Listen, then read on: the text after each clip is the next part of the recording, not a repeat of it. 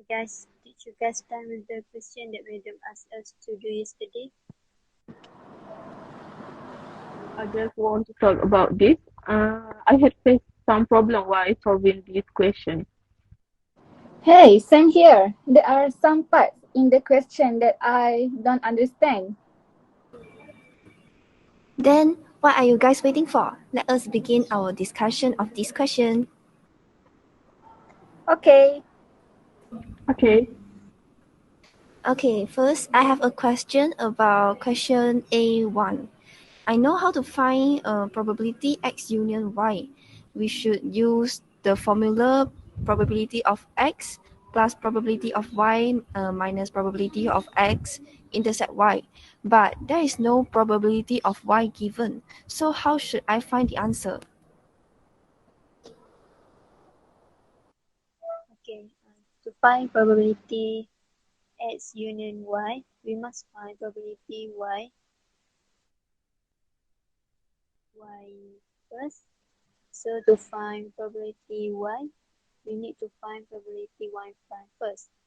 So we can use this formula, which is problem x given y prime equal to probability x intersect y prime divided by probability y prime. Before we continue, we must find probability x intersect y prime first by minus probability x with probability x intersect y. After that, we just put the information given into the formula, which is probability x given y prime is 3 over 7 equals to 2 over 7 minus with 1 over 21 divided with probability y prime. So that probability y prime equal to 5 over 9. After that, minus 1 with probability y prime to get probability y. So we got probability y equal to 4 over 9. So back to our question. They want us to search probability x union y, which is probability x union y equals to probability x plus probability y minus p minus probability x intersect y that Chan already took us just now. Then we take the value of probability y that we already got just now into the formula. So we can calculate probability x union y by plus 2 over 7 with 4 over 9 and then minus with 1 over 21. So the answer is 43 over 63. Okay, thank you so much, Aya. I finally know how to solve this question. good explanation, Aya. Good explanation too, Aya.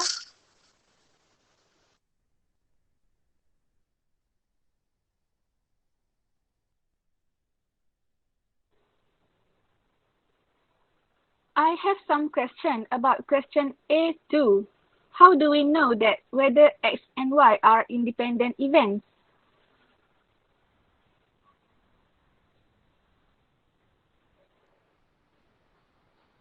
Good question. Let me explain to you guys. This question asks to determine whether X and Y are independent events. First of all, we need to find probability X intersect Y using formula if they independent. The formula of probability X intersect Y is probability X multiplied with probability Y. So probability X is 2 over 6, 2 over 7 multiplied with probability Y, which is 4 over 9. Then we got the answer 8 over 63. After that, we can conclude if the answer is same with the probability x intersect y given, that means x and y are independent event. While if the answer is not same with the probability x intersect y given, that means x and y are not independent event. So, based on the answer that we got, the answer is not same with the probability x intersect y given. To summarize, probability x multiplied with probability y is not equal to probability x intersect y. So that x and y are not independent events. That's all from me. Thanks, B. I know how to do this now.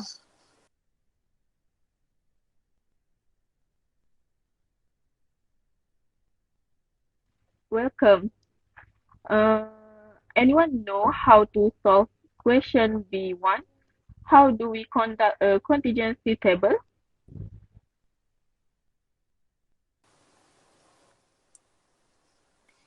I just did this question just now. Let me explain to you.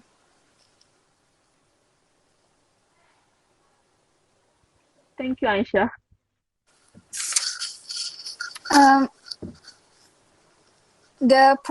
The probability for a person in a certain village being infected by COVID-19 virus is 0.7.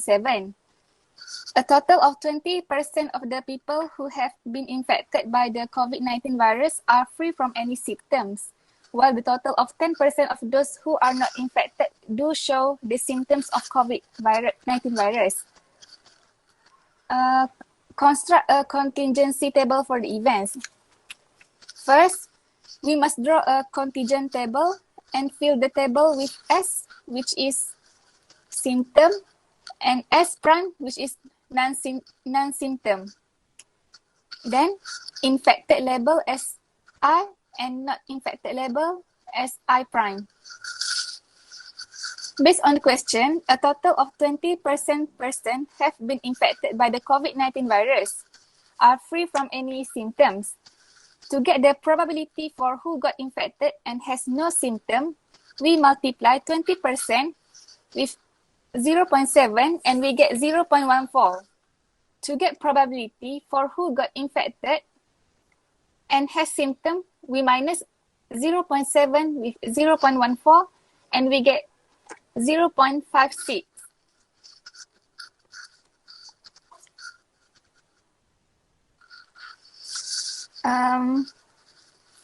For the probability who got not infected and no symptom, state that 10% of those who are not infected do show the symptoms of COVID-19 virus.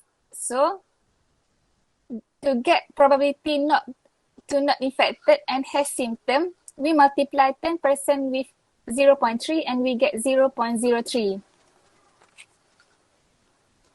And to get probability for not infected and has no symptom, we minus 0.3 with 0.03 and we get 0.27. We total up all the information and we get 0.7, 0.3, 0.59, 0.41. And total of the probability is 1.0. That's all from me. Thank you, Aisha, for your explanation. Thank you, Aisha. Welcome.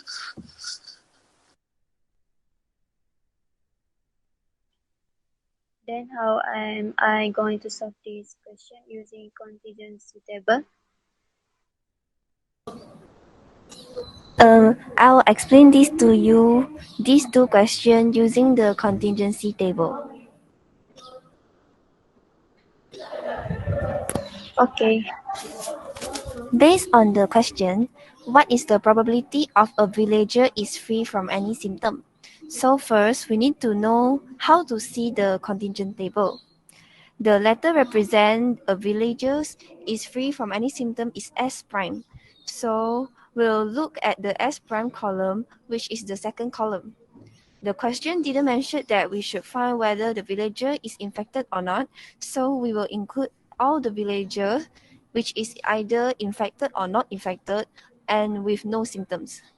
So we need to add up 0.14, which is the villagers infected with no symptom, or you can say I intercept X S prime, and 0.27, which is the villagers not infected and no symptoms, and you can say I prime intercept S prime. So, and we will get a total of 0.41, which is the number of possible outcome in S prime. So, to find the probability of S prime, we need to get the number of possible outcome in S prime divided by the total number of 1, which is the sample space, and we need to get the answer, and we will get the answer of 0.41. Okay, moving on to the next question. A villager has been tested and is free from any symptoms. What is the probability that he has not been infected by COVID-19? So, from the question, we will know that this is under conditional probability because we need to find the probability that the villager not been infected by COVID-19 and given the villager is free from any symptom. So we need to use the formula of conditional probability, which is probability of I prime intersect S prime divided by probability of S prime. So from the contingency table, we know that probability of I prime intersect S prime is 0.27 and probability of S prime is 0.41. So we already found it from the last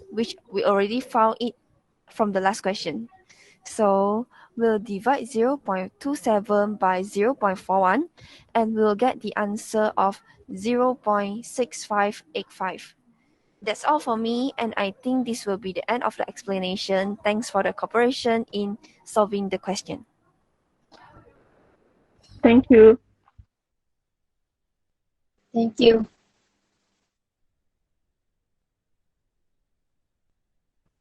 Thank you. Thank you.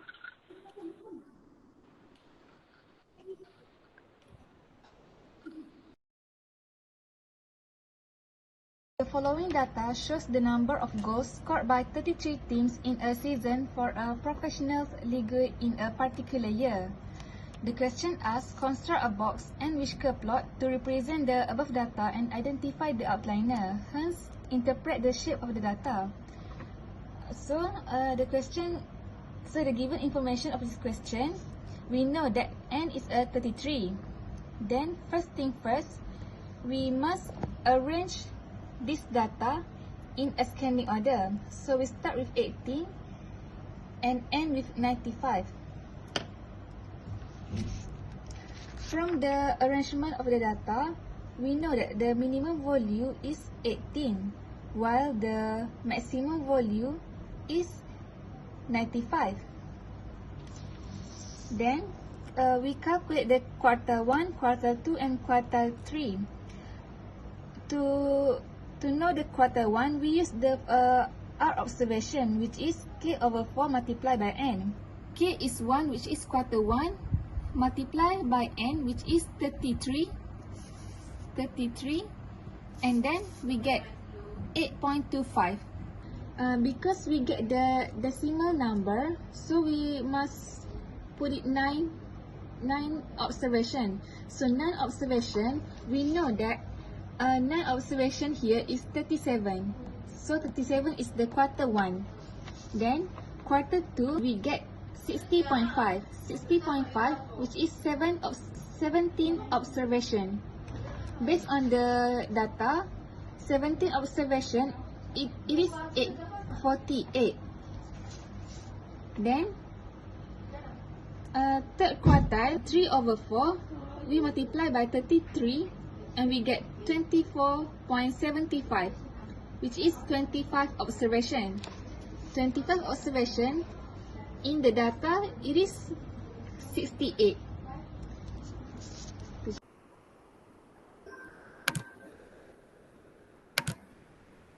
Next, we are going to find the upper and lower inner fence to determine whether the data has outliner or not.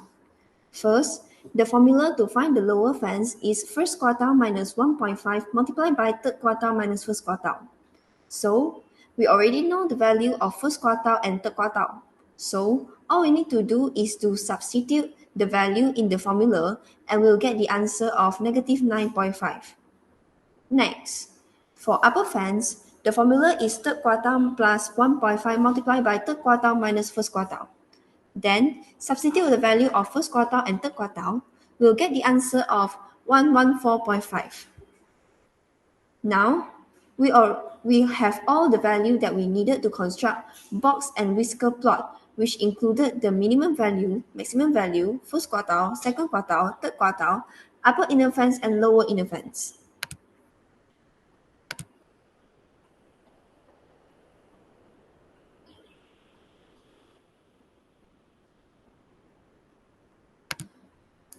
First, we need to draw a horizontal line and plot all the value we get just now. Next, we need to draw a vertical line on each first quartile, second quartile, and third quartile, and we need to form a box. After that, draw a vertical line on the value of maximum and minimum value and connect it with the box. Lastly, draw a dotted line on value of upper fence and lower fence, and the box and whisker is done. From the drawing, the data has no outliner. Therefore, the data lies within the upper and lower inner fence. Since second quartile minus first quartile is smaller than third quartile minus second quartile, so the data has a positively skewed distribution.